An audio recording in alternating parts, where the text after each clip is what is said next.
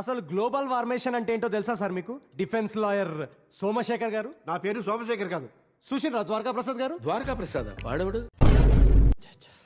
ఈరోజు సొసైటీలో ఉన్న ప్రాబ్లమ్స్ గురించి ఆలోచిస్తుంటే నాకు గూస్ పింపుల్స్ వస్తున్నాయి సార్. అసలు గూస్ పింపుల్స్ గురించి ఆలోచిస్తుంటే మళ్ళా గూస్ పింపుల్స్ వస్తున్నాయి సార్. ఉన్నోళ్ళు లేనోళ్ళు ఒక జాగాలో ఉండద్దా సార్?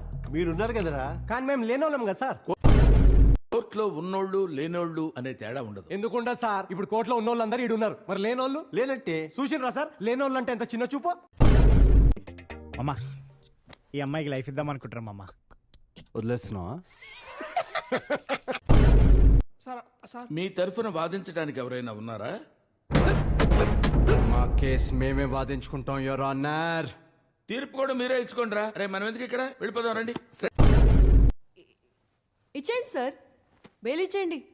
బెయిల్ అంటే ఇవ్వండి రా, బెయిల్ అంటే ఇవ్వండి. లాయర్ గారు చెప్తున్నారు కదా.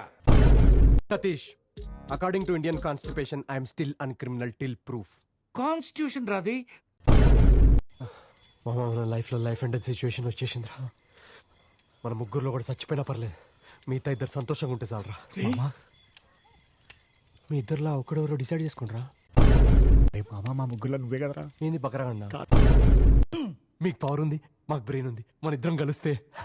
అంటే నాకు బ్రెయిన్ లేదా? మాకు పవర్ లేదంటున్నాం సార్.